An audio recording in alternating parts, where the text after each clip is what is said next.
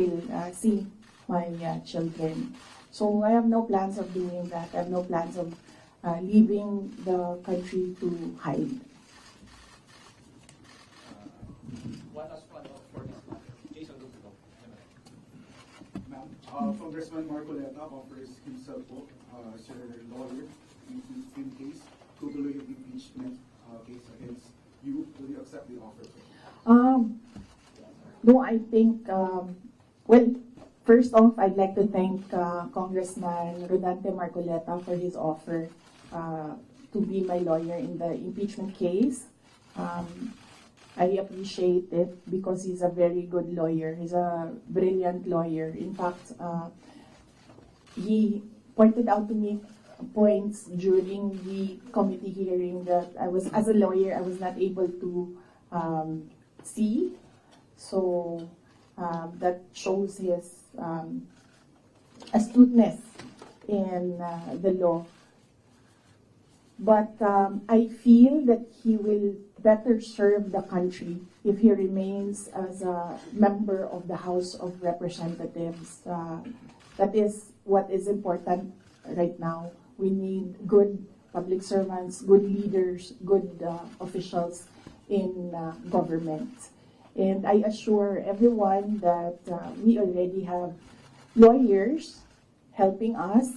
In fact, the moment that Franz Castro announced last year that they are planning to file an impeachment, we already talked to lawyers who will handle the impeachment case at the time. But now, cases pala, 3. So we just need more lawyers. And we already discussed this with the first team that we hired as lawyers.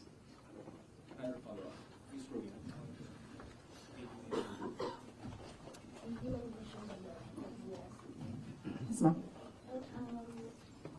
I just want to ask how are we preparing, or what are our preparation, and how are we going to respond to that impeachment for the worst case scenario?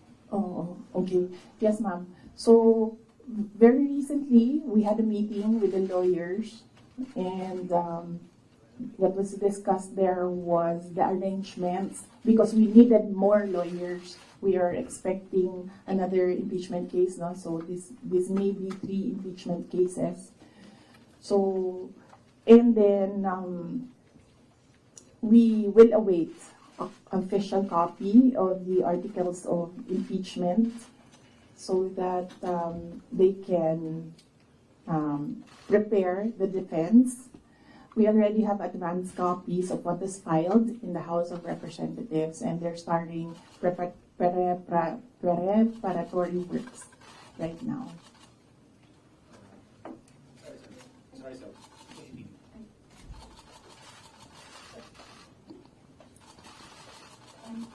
Most of your allies have changed positions or changed their sides. How do you feel right now? And if, for example, the impeachment comes through, are you confident with the numbers both in Congress and the Senate? No, we're not confident with numbers, ma'am, because impeachment is a legal process and a political activity. So we are confident with the legal aspect of the impeachment because all the lawyers that I asked to review the initial draft of the impeachment complaint really said that this is not, well, I would say it's not an impeachable offense, and this is not an actionable offense, things like that, lawyer talk. But with regard to politics, that is a different matter altogether. So we do not know what will happen with that.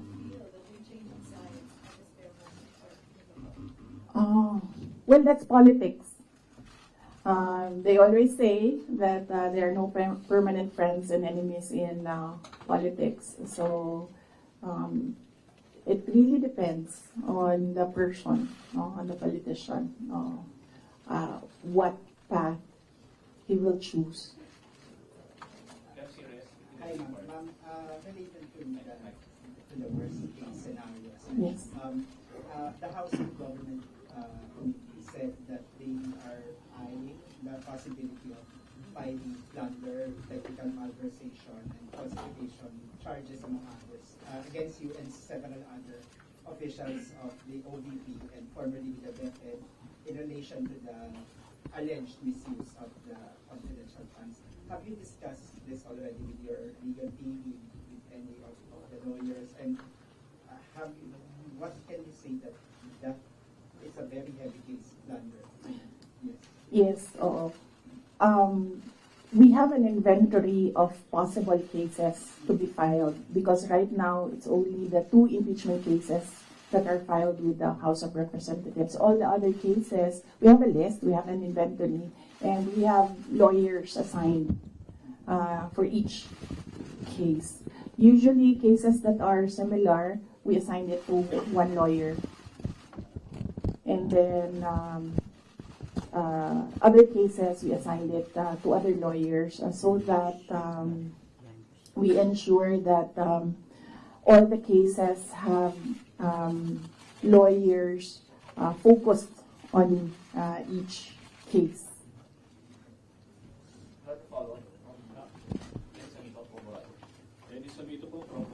Philippines. Ma'am, na-consult niyo na ba yung family niyo about this? Dahil kanina nabanggit niyo sa mga lawyers about sa family. Si PRRD, nakausap na po ba ninyo? And ano yung payo mo sa inyo? Hindi pa kami nagkausap ni dating Pangulong Rodrigo Duterte.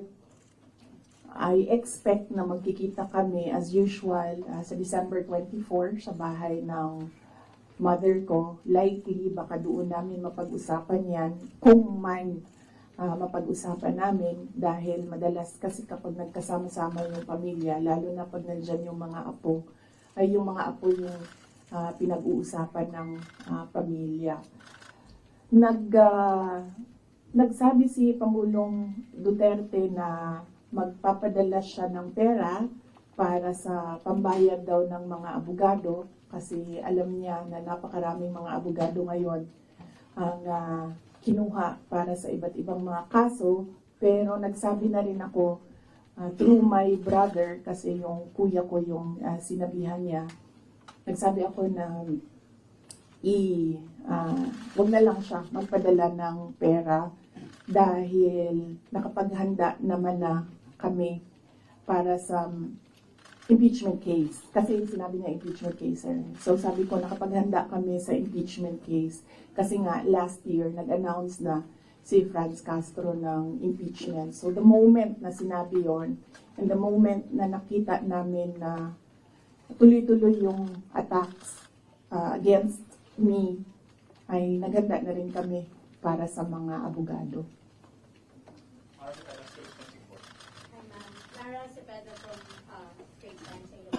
Ma'am, you already mentioned that your lawyers are prepared to answer the impeachment cases, but the opposition groups who have filed the complaints against you are accusing you of being evasive in your answers in the alleged corruption and misuse of millions of confidential funds. Ma'am, baka you can offer an explanation also to taxpayers how kung above board po ba talaga yung paggamit nitong mga confidential funds para matapos na rin, ma'am, yung question once and for all. Yes, ma'am. I'm not being evasive. If you are referring to the budget hearing and the hearings in the House of Representatives, I'm not being evasive. I am not answering the questions because they have no authority to ask confidential questions. I am answering questions about the use of the money in the Commission on Audit.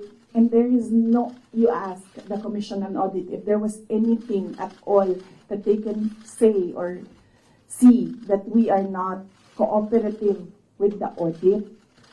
So it is wrong to say that I am evasive. I am definitely not answering questions about the use of the fund, about confidential funds, because it pertains to national security and the lives of the people involved in intelligence operations.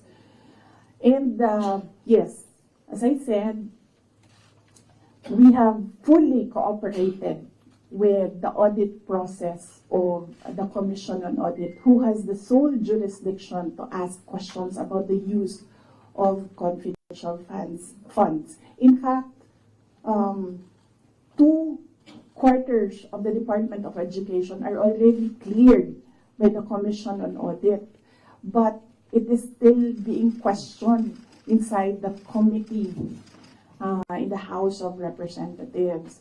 So that is the reason why I am not answering questions from the House of Representatives. Plus the fact that, as I said, it is an attack. It is a political attack. If you are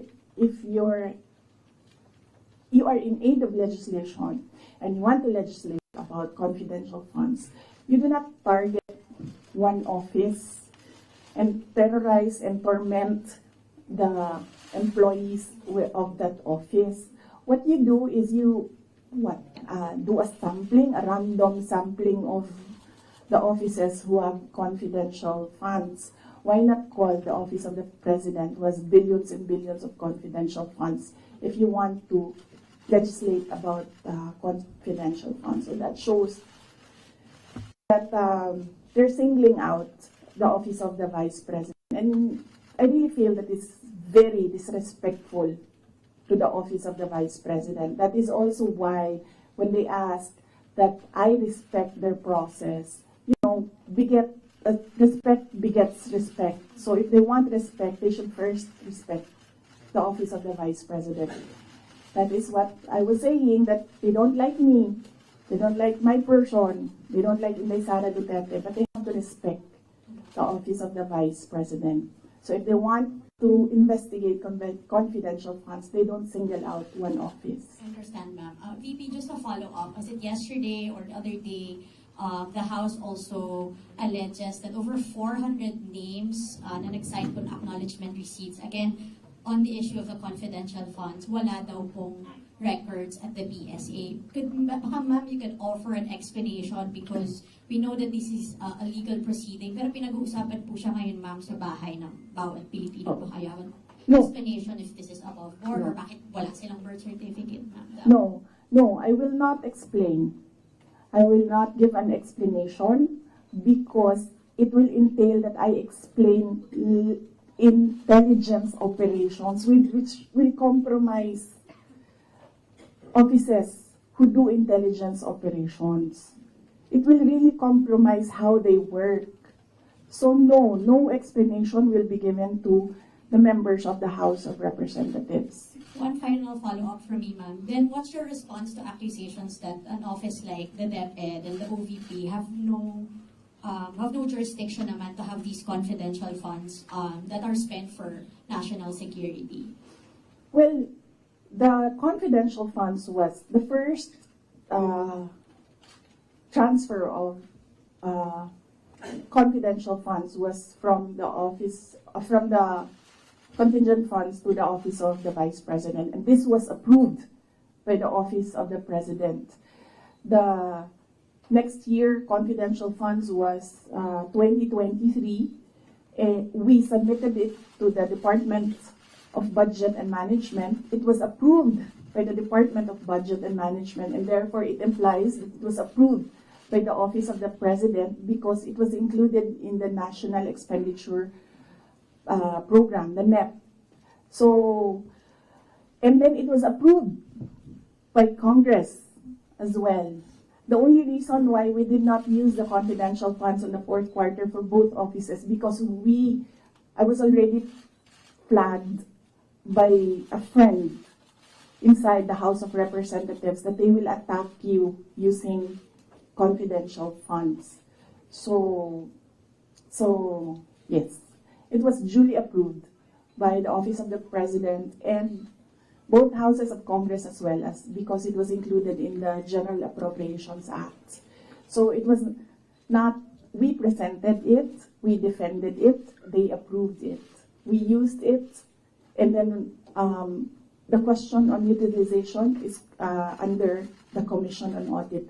That is how the system works. They cannot use or they cannot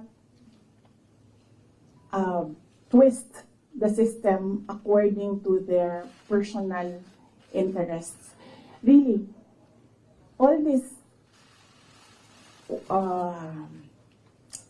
circumstances and events happening surrounding the office of the Vice President is a race to the presidential election in 2028. Unfortunately, they are attacking the office as well. So, dyan ako medyo, and the personnel of the office of the Vice President. So, dyan ako medyo pumapalag. Wala namang problema kung atakihin ninyo ako kasi politiko naman talaga ako. Pero may problema ako pag inatake yung opisina at yung mga kasamahan ko dito sa opisina ng pangalawang Pangulo na nagtatrabaho lang. Next question, Brother Al Jazeera. Yeah, good afternoon, Madam. Good afternoon, Madam Vice President. I'm just going to pick up on Mara's line of questioning. You said, and I understand your explanation about these confidential funds haven't been approved by several layers in the government. But maybe just to go back to the basics, if you can explain to ordinary Filipinos why the Office of the Vice President needs confidential and intelligence funds. Okay, yes. For the Office of the Vice President, it's not the first time that the office has granted confidential funds. During the time of Vice President Binay, the office was already given confidential funds. The confidential funds we use in relation to our work and national security. All the projects and the programs of the Office of the Vice President target poverty alleviation. There is a direct correlation between poverty and national security. So what we do is we want to target the areas where we put our projects so that we achieve peace and order, security. So we don't want to our projects put in areas where it is not needed for poverty alleviation. So we want to prioritize the areas. And the only way to do that is to use confidential funds to purchase information. So where are the target areas? We need that so that our projects will serve these areas. So that's why we needed the confidential funds. In the Department of Education, there is a correlation as well of the education and national security. In fact, that is one of, there is a correlation as well of education and national security. There are so many threats to education, not just insurgency, and threats to Department of Education personnel and students as well. And we wanted to target projects of the Department of Education as well in the most vulnerable areas and schools. That is why we needed confidential funds. It's all about national security.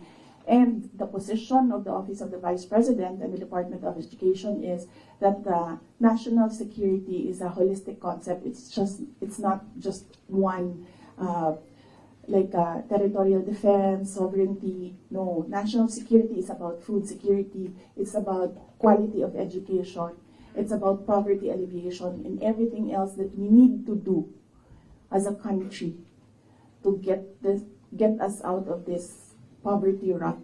Right. But you are in the NTF-LCAP, so couldn't have your offices work with the NTF-LCAP as well as other government agencies that actually have national security mandates? In the NTF-LCAP, they are only about, ano yung meaning ng LCAP? And local armed conflict.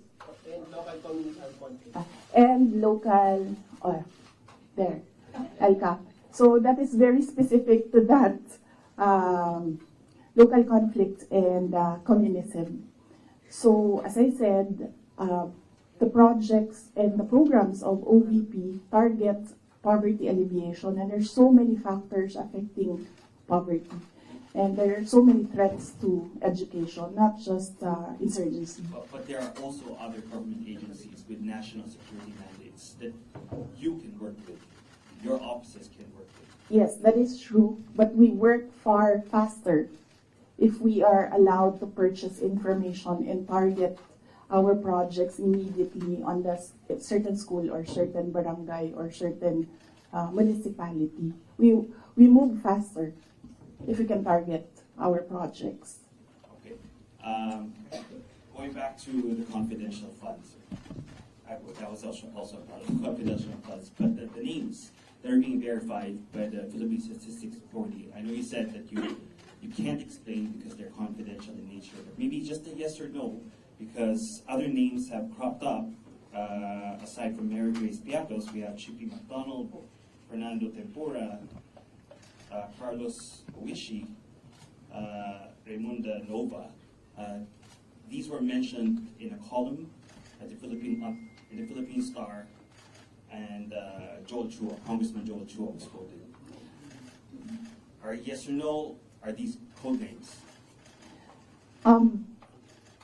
Nakalimutan ko yung sagot ko. Sandali.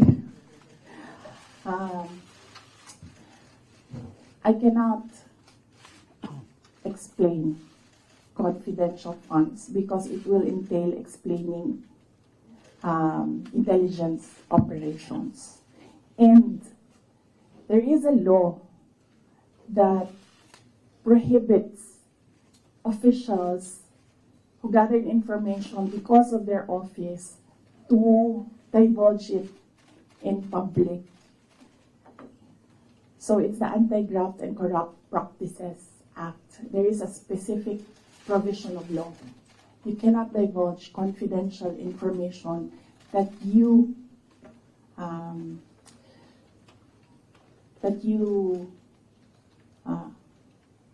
received while in office. So you won't even say these are No, that's just because code names. that will add to cases that may be filed against me. One last, sorry. Yes. Why the choice of a letter submitted to the NBI instead of an affidavit? Wait, hold on. I can answer. I can give you a very short answer with regard to ARs. I had nothing to do with the preparation of ARs. It went down to the grassroots level. So I had nothing to do with preparations of ARs.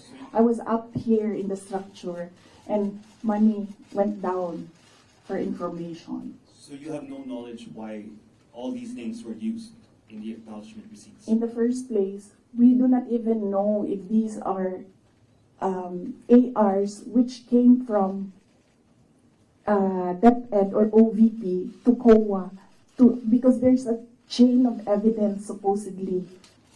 In law, there's a chain of evidence, handling of evidence. So right now, nobody can really answer that because nobody knows if these ARs are true. Because we don't know if it came from us. That's what they're saying. That's what they're alleging. Yes, that's what they're ARs saying. Came from the OVP, submitted to COA. Yes, but there is a legal process in the custody of evidence. So right now, we really cannot say if the ARs came from us, because the ARs that are with us has not been checked with the ARs that are with them. You're denying that the ARs came No, from I'm just saying that we do not even know if the ARs with us are the ARs that are with them, because the ARs from the field, going to the office, going to COA, that's not how you do legal work. It's not how you do legal work. There's a very stringent process in evidence. That is why even if there is no law prohibiting a person from divulging confidential information, person cannot answer that because we do not know if that paper that they're holding was a paper that came from the OVP and DepEd. Because there was no marking of exhibits. That was what I was telling Congressman Chua. You cannot ask the OVP personnel to say yes or no to an exhibit that was not marked as real and true, as correct, and as a faithful reproduction of the evidence of the office. So would your offices then be willing to certify? No, because there is no question about that from the Commission on Audit. It's only a congressman saying that this paper and asking what is this paper about. There is no case, and that is to ask that about the paper is the sole jurisdiction of the Commission on Audit. Okay. So then if the Commission on Audit asks, That is what I was saying. We have been fully cooperative with the Commission on Audit. Everything that they asked for, we submitted. That is why there was a partial disallowance only. And even then, we are not yet finished with the process because we can still submit documents that are required by the Commission on Audit. That is the problem right now. As I said, they are doing work that they are not that is not under the mandate of the House of Representatives. They cannot audit. They cannot question at all. They cannot make me answer and say that we represent the taxpayers and you have to answer. No, I will only answer to the Commission on Audit because that is the body who can ask us questions about the fund use. Next question. Cut to me to ABS event. Good afternoon, ma'am. Ma'am, on the issue of your budget not being reinstated or restored, your reaction first on the decision of the bicameral conference committee. Well, we do not expect anything about the budget of the Office of the Vice President anymore. As I said,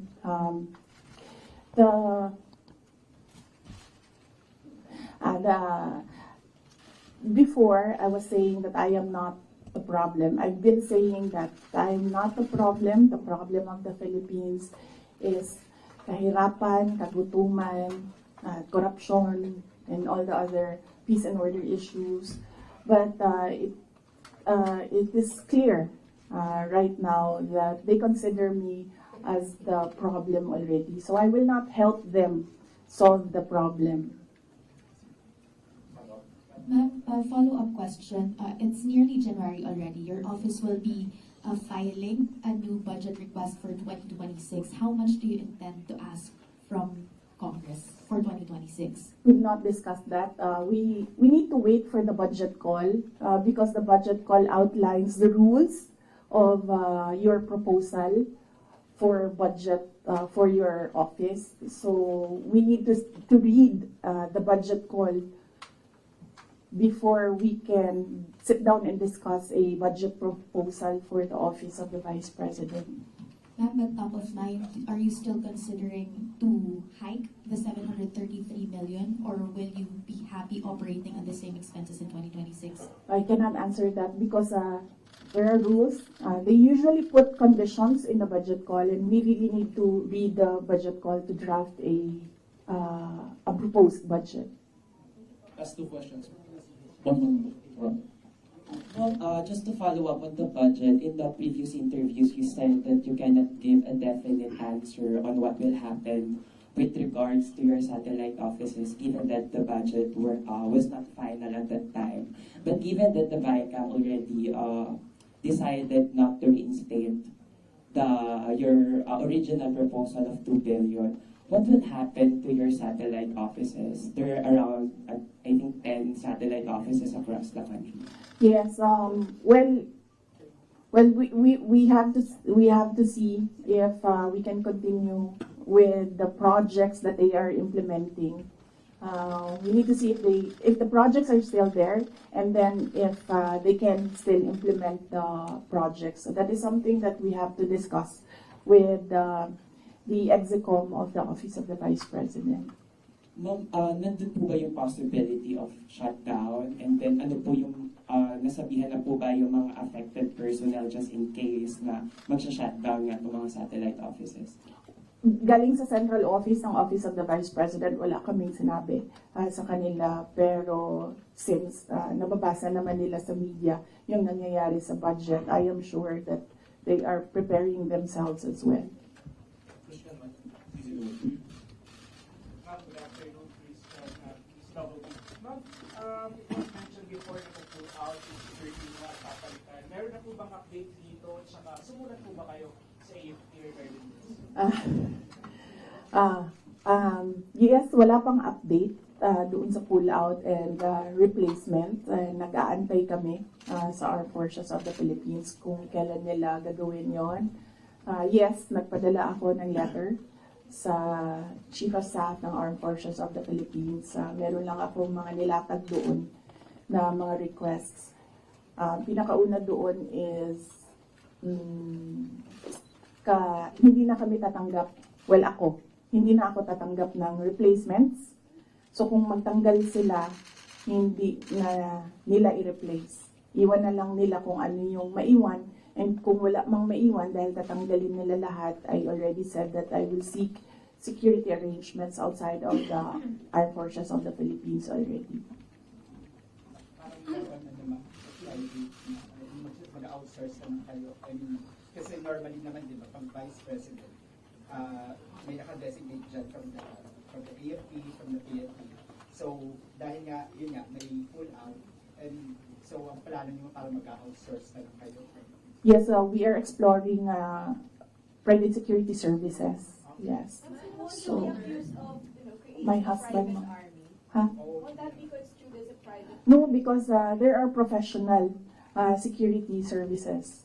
So that's not considered as a private army.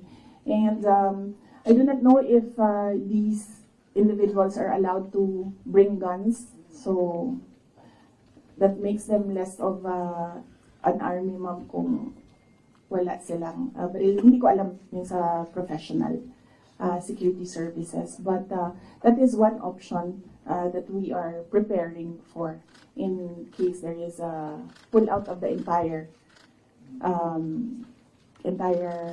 security detail from the Armed Forces of the Philippines. Initially, I asked my husband, and then he said that he'll make arrangements. Out of pocket, na? How much are you estimating for that? Well, wala pa kaming we have not requested for proposals yet from service providers. We have not requested a proposal yet. So, but I think only Filipino organizations or agencies are allowed that kind of service within the Philippines. I think, Mama, I do not know. But I know that they are Filipinos, yes. Do you feel secure about No, I don't. your children? No, ma'am. No. But no, I do not feel secure. As I said, that there's always been bias because when you see, say for example, DOJ, iniimbestigahan nila yung press con. Pero hindi nila iniimbestigahan kung bakit kami umabot doon sa press con na yon. Iniimbestigahan nila ang threat ko, no? Pero they've not ever investigated threats against me, which are all documented, but we do not give them the information because we don't trust them at all. Last two questions, Red, then Ma'am, kasi sabi po nila mga congressman po, ma'am, kasi parang contrived lang daw yung threat ninyo. Parang it's just an imaginary threat. Like for example, si Asidre nagsabi na imaginary daw yung threat ninyo, unlike doon sa sinasabi na threat daw, yung threat to the first family and Speaker Romar. So what's your take on this po? Kasi parang dinidismiss po ng mga congressman na kayo po ay nagkaroon ng threat sa inyong buhay. Parang sinasabi nila, hindi naman parang imaginary lang yung threat ni Vice President as opposed to sa sinabi niya doon sa press conference. What's your take on this po? Yes, we have documents, sir. We have screen caps, we have photos, we have police blotters, we have everything on file. But I never talked about it before because I felt na it was part of my job as Vice President. You get that? Aba? So, and it does not affect my work. So, all the more that it was inconsequential for me at the time.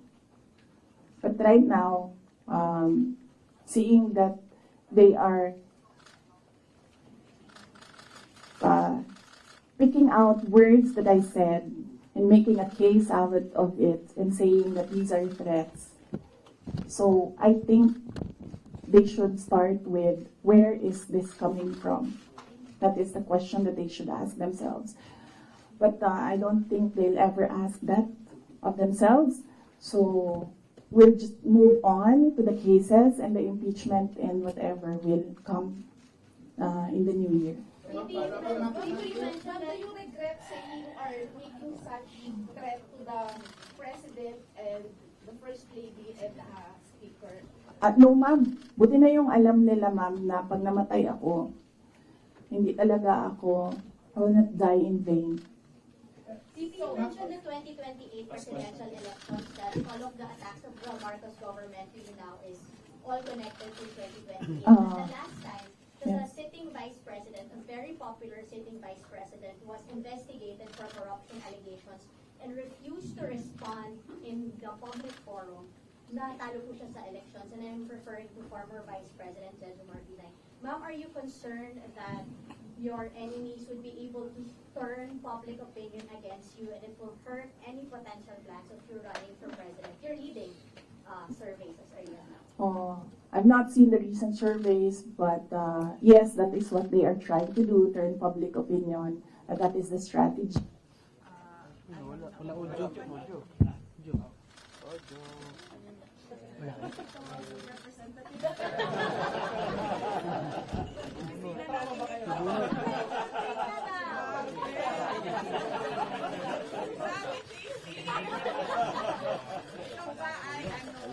Double agent. Wala audio. Wala, nasa ibang speaker. Nasa kabilang speaker. Yes. I am Ilipat po ang audio. Speaker. Nasa kabilang speaker yung audio. Nasa ibang speaker. Nasa kabilang speaker.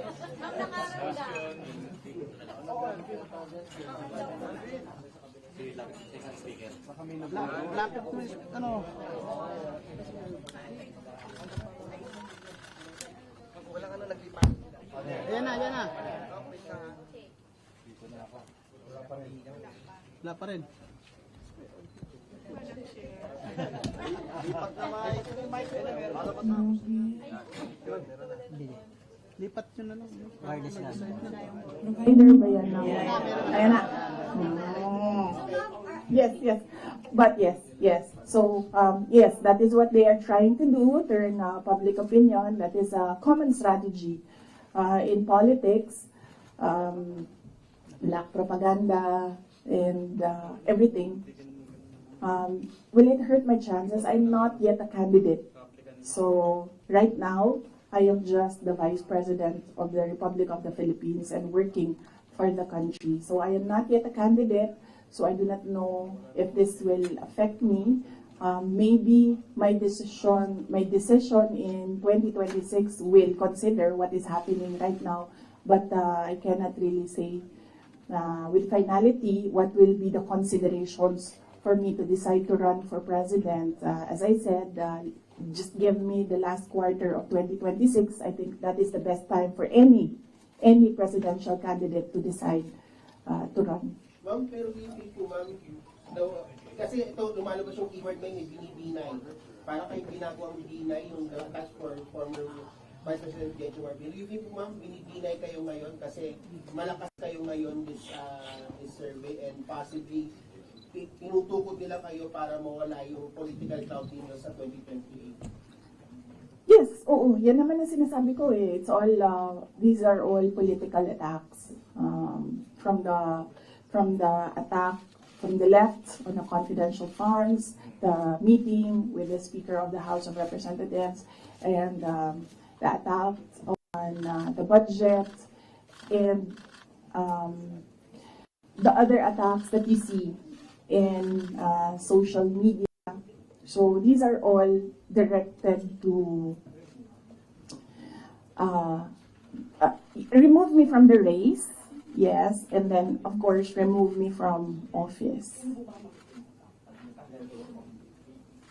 Ay, that needs a sit down. Ay, naku. Ay, talaga. Sasabihin ko sa'yo, you know, paano ko nalaman na gusto ni, na plano or gusto ni Martin Romualdez na mag-president? Ay, naku. Halaga. Sasabihin ko sa'yo. And it is personal knowledge. Kasi narinig ko talaga. I was there. So, kaya alam ko sa simula pa lang, nung narinig ko yun, okay. Wala lang din sa akin yon. Kasi lahat naman pwedeng tumakbong presidente. Diba? Ang hindi ko lang in-expect, yung gagamitin mo yung buong gobyerno para sirain yung isang tao. Yan din. Kailangan magdesisyon ng taong bayan. Gusto niyo ba ng Vice President Martin Romualdez? Yan ang tanong. Kasi, yan naman kasi talaga yung plano niya. So, kailangan mag-decide ng taong bayan if you want somebody sitting there na hindi ninyo binoto. Thank you.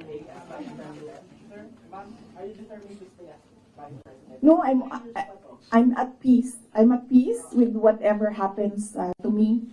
I've already accepted that whatever happens to me, that will be God's purpose for my life. So I am at peace staying and finishing my term because that is my contract with the Filipino people, and I am at peace going if I will be removed from office. Okay, thank you. Taken out of context, nung sabihin niyo yung regarding sa Vice President and First Lady and the Speaker. Hindi ma'am, ang tinake out nila of context is tinanggal nila yung kung yon at iniwan lang nila yung gusto nilang gamitin. Yun yung sinasabi ko na taken out of context. Dapat when you appreciate the message, you should take all the words together and not just take out the things that you want to use against the person. Mabalik ako ng mabilis lang. Yes, sir. Security ba? Kapag nag-hire ka ng private individual, first time na nangyayari, yes. Di ganitong klaseng setup. Ba't ka umabot sa ganito at saka kung matuloy yun, that would give an impression mas magkakatiwala sa mga private individuals kaysa dun sa mga people in the armed services. Yes, sir. Kasi sila din naman yung gumawa nun, sir.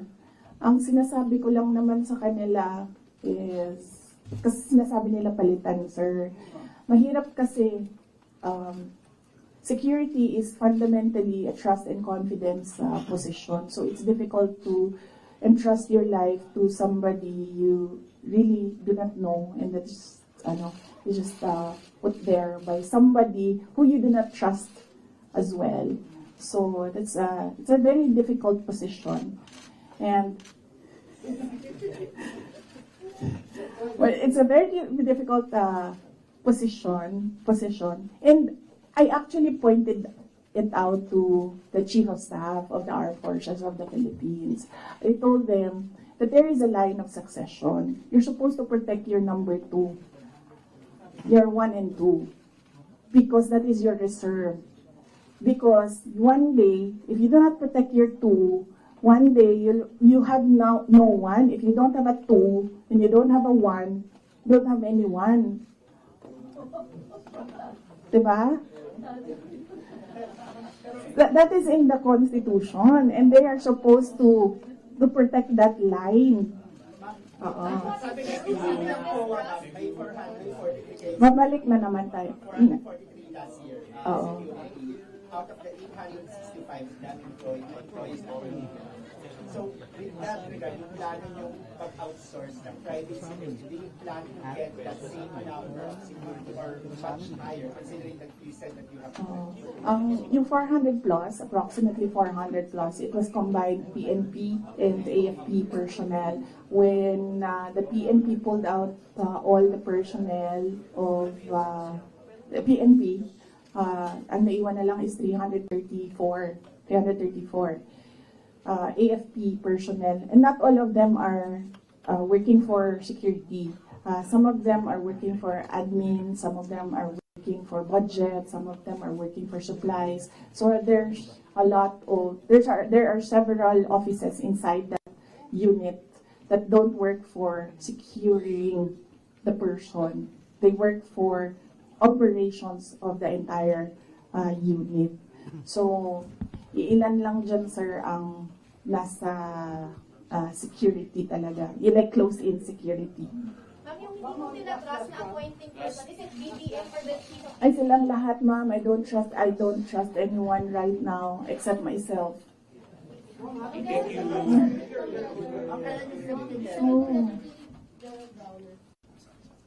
Hindi ko na maalala. Ito lang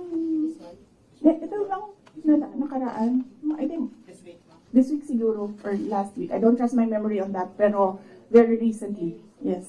Thank you. Walang tatayo ha.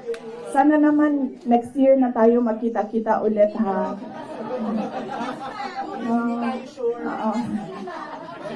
Sana naman sa January na, please. Ha? Kuyang. Yes, oo. Manong.